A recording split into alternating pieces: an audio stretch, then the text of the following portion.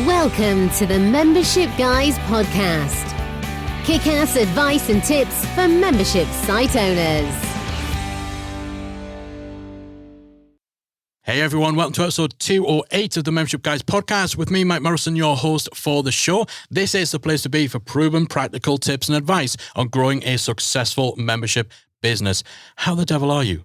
Thank you so much for spending part of your week with me. Hopefully, I can make it worth your while. I've got a great episode lined up for you today. All right, so today I want to talk about 4 things that have made us far more productive in running our membership. You know, there's so many different plates we need to keep spinning, so many different moving pieces involved in being a membership site owner, that any way in which we can get more streamlined, get more efficient, get more effective in our day-to-day operations is going to give us a big win. It's going to free up our time to focus on other key things. So 4 things that have specifically helped us with the Membership Guys and with Membersite Academy. The first of these, real specific, using a teleprompter for recording our on-camera videos. I cannot understate just how much of a godsend this has been. It's been a game changer. So over the last year or so, we've made more of an effort to actually appear on camera in the videos that we're doing. We started doing the monthly Academy show, which is kind of a little roundup news show that we send out to our members, 10 or 15 minutes long, where we recap any news from the month, any fresh content. We go through our member wins and we shout out everyone who's kind of shared their successes in the membership. We crown a member of the month, and we also talk about some upcoming stuff in the Academy. And we do this on camera. Now, the first couple of times we sat down to actually try to do this, we tried to ad-lib it. We had some notes and it was a disaster. Because the more we were trying to wing it, the more scope there was for everything just getting out of control, for us fluffing our lines, for us saying something we weren't meant to, or forgetting to say something we wanted to. So the next step, we tried to script the whole thing word for word and just had that script in front of us. Again, that was just terrible because we're constantly having to refer back to the script. When we switched things up and we got a teleprompter, the game changed.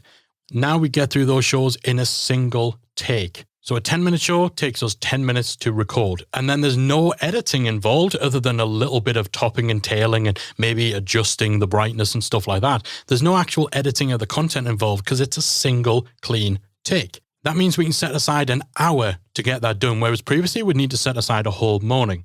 But an even bigger win when it came to using our teleprompter happened when we revamped the membership roadmap. So anyone who's been a member of Membersite Academy for a while will know that about 7 or 8 months ago, we totally rejigged our membership roadmap. So previously it was kind of more like a checklist on steroids. But when we revamped it, we basically turned it into a course. It is the most definitive, comprehensive course on how to start, on how to plan, build and launch a membership website step by step. And in creating this new membership roadmap, we knew we wanted to record a whole bunch of on-camera videos to tie everything together. So we'd stripped those whole videos out and we actually set aside an entire week for us to record them. So some of them was just me, some was just Callie, some was both of us on screen at once. So we were recording quite a lot of videos and we assumed we'd need the whole week to get them recorded and edited. We got them done in a single morning. And that is entirely because we had a teleprompter. So the teleprompter we have, I'll add a link to that on the show notes for this episode. So keep an ear out for the link, the URL to that at the end of the show. But the teleprompter that we use actually utilizes an iPad. So we just hook it onto our tripod. We put the DSLR camera behind it, stick the iPod on the little plate. And then as we're looking directly into the camera, the words that we need appear on the screen, and we've got a little remote control. It is such a time saver. It not only cuts down on recording time, but it massively cuts down on production time as well. It's probably been the single thing that has saved us the most time in recent years. So one real specific thing that's made us far more productive as membership owners.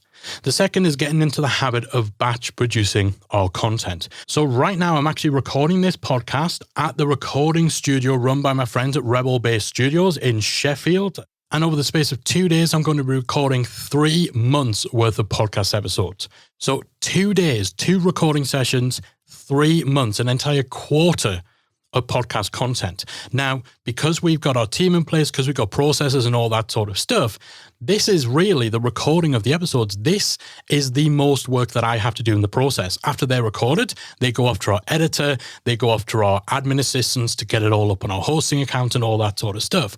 So once this is batched, I'm done. My work is finished. I don't have to worry about what's happening with the podcast for another 3 months. So in 3 months' time, I'll be back in the studio, I'll do another batch, and then 2 days, it's done, it's out of the way. I can focus on other things. We do the same thing with our membership content too. So we started putting out something called the Membership Insider, which is a monthly deep dive walkthrough of some of the most successful, some of the most popular memberships in the world. Again, I record those back to back. So I'll take a day or two, I'll line up the sites I'm going to be using, I'll hit record, and I'll record at least 3 months worth all in one go. Then it goes off to our team. They schedule it in. They write anything they need to write. And I don't need to worry about that ever again. It's just a far more efficient way of producing your content because so much time gets lost getting into the zone to write something, to record something, to create something.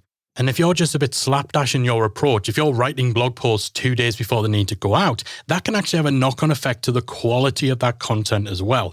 It also means when you're batch producing your content, you can eliminate any other distractions. So you essentially just lock yourself away for a couple of days. You can put on an out of office message. You can make sure that there's no meetings or anything else scheduled. You can get completely zeroed in on just that one task. And as a result, you become far more productive. The next big thing that's made us a lot more productive is developing processes and templates for the tasks that we do on a regular basis. So again, I mentioned this before when it comes to batch producing the podcast. We have a set process that every single podcast episode goes through with tasks assigned to the right people at the right time. This is saved as a template in our project management system, which we use Asana. And so for every new episode, that template gets reproduced. The tasks are all set up.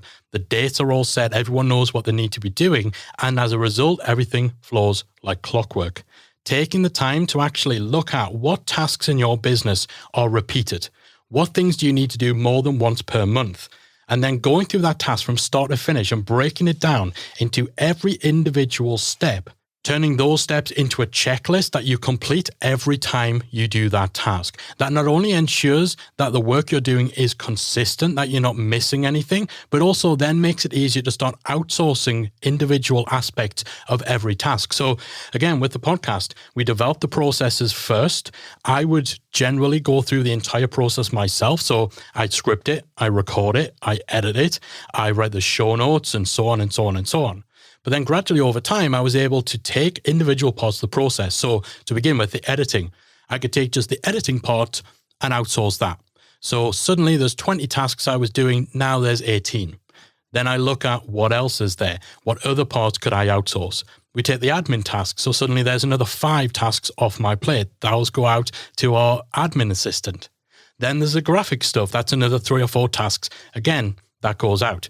The starting point for all of that is creating those initial processes, getting them set in stone and then setting them up as repeatable templates, which you then use over and over and over again for every piece of content you create. We have these templates and these processes in place for podcasts, for blog posts, for new courses, for new quick wins, for live Q&A calls. And again, this just streamlines the business so much more and it makes us far more productive. Because everyone knows what they need to be doing. They know when they need to do it. They know exactly the order in which stuff needs to be done. And so there's less discussion, there's less hair pulling, there's less trying to figure out what you have to do to get a podcast episode or a new course out there. Every business should have these sort of standard operating processes in place.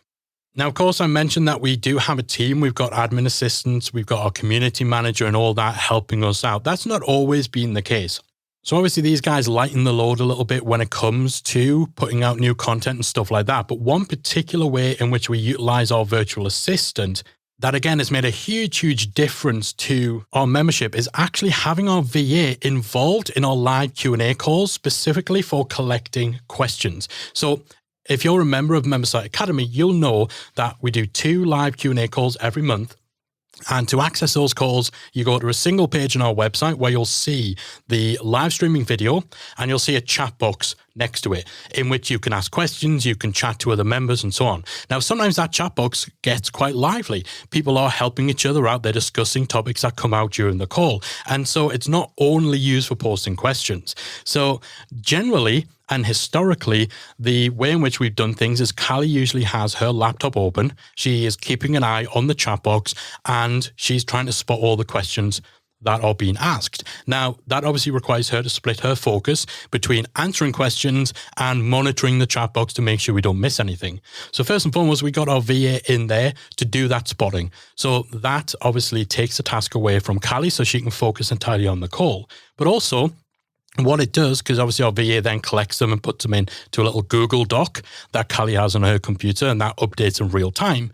But when she does that, she'll also be finding other resources on our website, other links that we can give to the people who are on the call to dig deeper into the topic that we're talking about. So again, this enables our members to just go further from the answer that we're able to give on the live Q&A. And it means that we can say to people, actually, well, this question you just asked, I just did a podcast episode about that. And as a matter of fact, Sam's just posted the link in the chat if you want to dig into that deeper.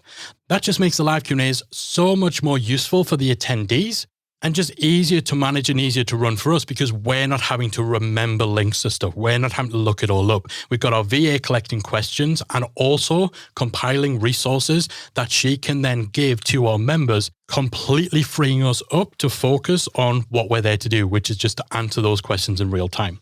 So I just want to share those 4 things in particular, real specific things that have made us within our own membership more productive. These are things that pretty much everyone can do within their membership site. First and foremost, if you do any form of on-camera recorded video, get a teleprompter. Trust me, it'll massively cut down on your production time, on your editing time, recording, and all of that sort of stuff. And the end result will be far better for it. If you're creating regular content, which as a membership site owner, you most likely are, get into the habit of batch producing that content. Having that real focused short bursts of time to get everything done at once. So you're freeing up your time and attention to not have to worry about whether you've got a podcast recorded for this week or whatever. Again, that's such a game changer. It really frees up your mental bandwidth and it helps you ensure that the content you're putting out is better quality because you're not having to rush it all at the last minute. Everyone running a membership should be developing processes and repeatable templates for any task that you're doing more than once. So every new piece of content you're adding to your site, there should be a process that you've clearly identified and defined for every different type of content or every other task that you do more than once in your business. Not only does this help you streamline your processes, it's also going to give you a great starting point for being able to identify tasks that you can start to outsource to other people, enabling you to focus on the stuff you do best. And then finally, if you have a virtual assistant, if you have someone helping you with the admin and you're doing live Q&A calls, think about whether you could have them involved in the same way that we utilize ours. Even if it's just having them on hand to be able to look up any links, any content that's in the membership, that's going to help you to answer the questions your members are asking more effectively. So hopefully, even if you just implement 1 or 2 of these things, it's going to help you to sharpen up your game and become much more productive in running your own membership site.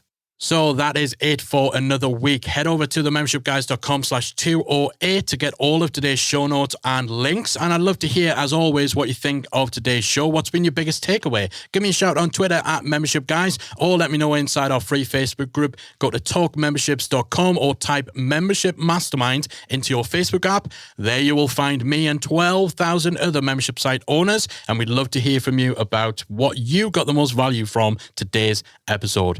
I'm out of here. See you next week. If you've enjoyed today's episode of the Membership Guys podcast, we invite you to check out the membersiteacademy.com. The Member Site Academy is the essential resource for anyone at any stage of starting, growing, and running a membership website.